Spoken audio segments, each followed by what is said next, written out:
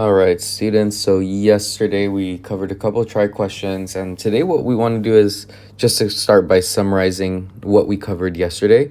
And so what I'm going to do here is I'm going to write down a few key things. So for example, finding the MAD.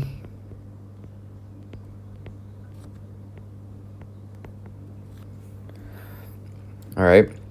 And so the MAD, if you recall here, it is the mean absolute deviation. That's what it is. So we could also write that as well. Mean absolute deviation.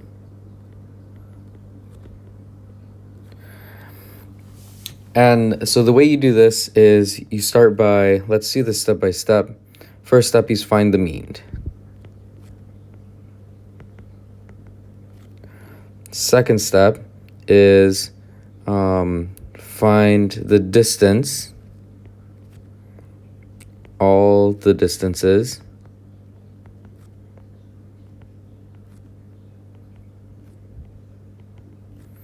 from the mean.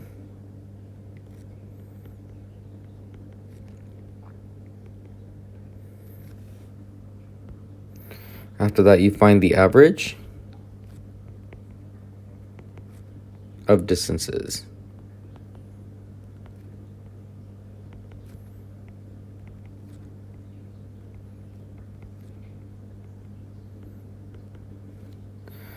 And then you have the MAD. All right, so and if you do need the example there, you could take a look at that page. We could look at page 224, and then you'll be able to find different information given to you there. Okay. Now let's just do this example on page 224. Another thing that we took a look at were just expressing through plot dot diagrams, like right this, and then we did the description there. So you should be able to summarize now. Try to use numbers that they give you. So like if they do say like mad to mean ratio, then you know that you are taking the MAD and you're dividing it by the mean. This is actually a pattern that you'll see a lot as well. They'll tell you to find something based on something else. So for example, if you do EG and they say find mad to mean, what you do is you take the MAD number, you divide it by the mean, and then your answer. So this applies if they do say anything else, like, oh, compare the interquartile range to the whatever, something else, right? Like to the median or the difference in median. And so you just need to know what they're looking for, what they're asking for, and then you just find that information and put it in. You're going to see it in an example today, actually, but I'm going to give you an example of comparing box plots. So let's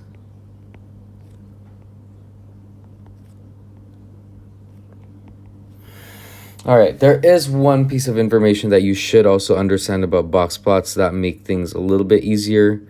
Remember that it ultimately looks something like this. I'm not going to use the numbers or the lines as of right now.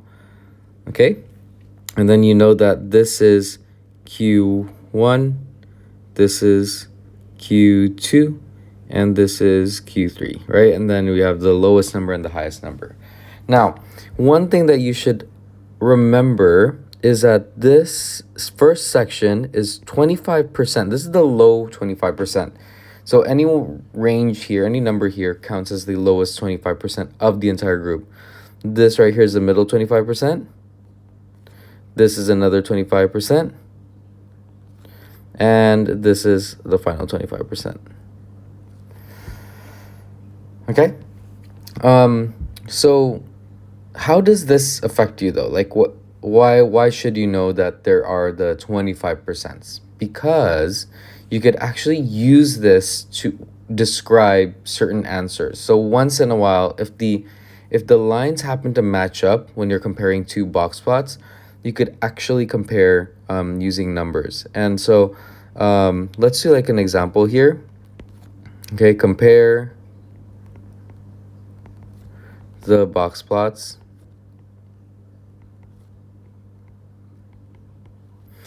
by explaining, maybe which one is bigger, which one is smaller.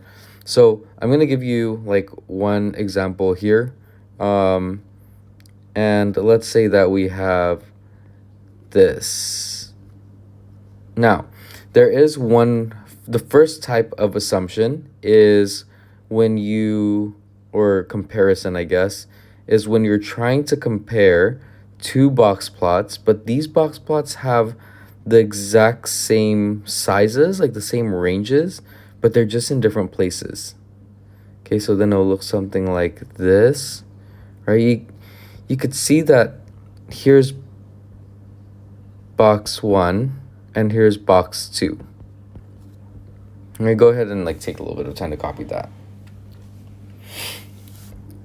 All right, so now what we can see is we do know that in whatever this measurement is, we could easily say that box 1 is higher than box 2. Right? Easy. We could see that because this one right here, obviously it's a little bit more on the right side, so you know that this is more. But is there a way to explain it a little bit better? And so the way that you're going to do that is you're going to try to take a look at these percentages. Now, remember, they're 25% each, right? Each section there. So let's take a look at maybe a line where they would match up.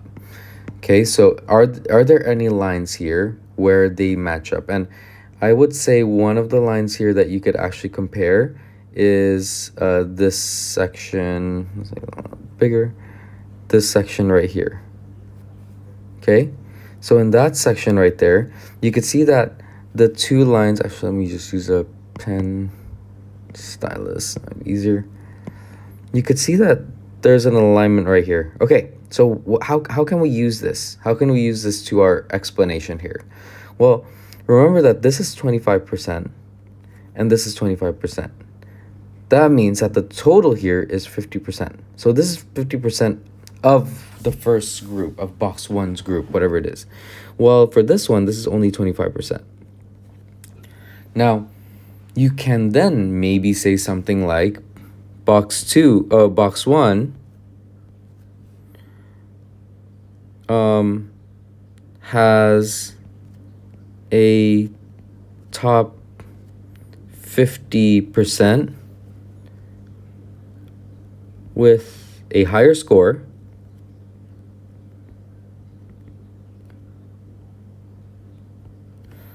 than box 2's 25%. Right? You see how you can now describe like which one is the bigger box. Well, it's got to be box 1 because box 1, their 50% has a higher score, or is in the higher score than 25%. So if one group has 20, like it's like if one soccer team has the top 50% of players, the top half of players is better than the other team's top 25%. Well, obviously the first team is most likely going to win, right? Because it's just better. So that's how you would describe that, right? You see how now I could throw in percentages. They actually have the example in the book as well, and you're going to do a try question later with the examples. But I'll explain more about that in a second because they'll show the other example here that we could put in is they will show the variety or the variation between two different groups. So let's take a look at what that looks like. So e.g., let's say compare the variation between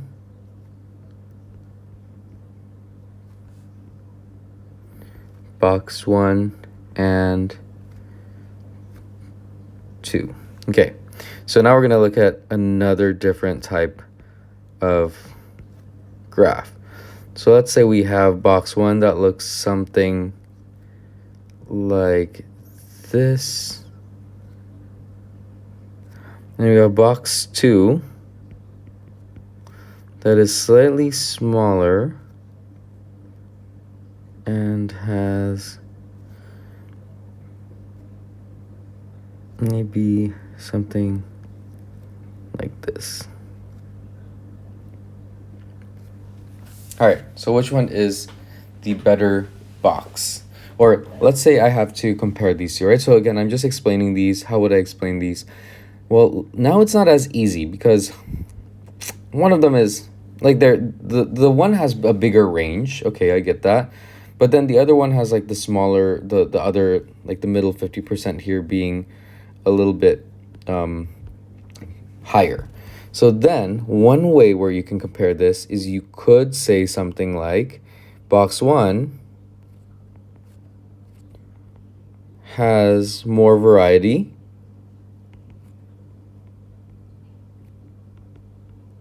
because it has a larger range, and box 2 has, now remember the middle here, this is also 50%, right? So the middle 50% of both box 1 and 2, you could maybe compare that. Maybe that's easier, right? So you could say box 2 has a middle 50% that performs better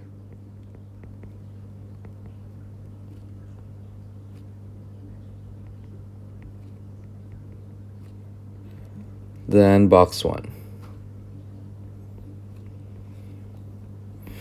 All right, so that's another way to explain it. Now, when you have the numbers as well, you could also just kind of add them up, multiply them, and compare those numbers. All right, so your task for today is you're going to take a look at this section. Now, so we're going to do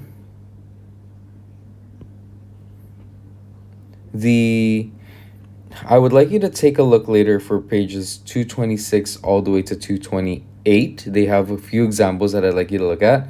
And then I'd like you to start with the try on page 229 to 230. So here's the thing. I would say start by going to the try. So try page 229 to 230. And then look at,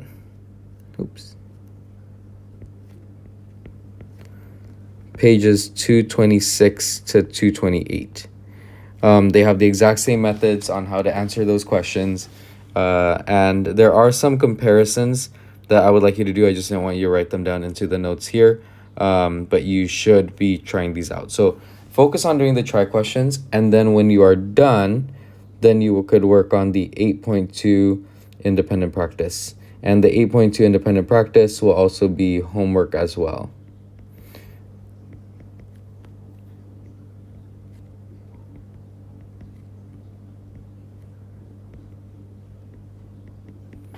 All right, so this is your homework.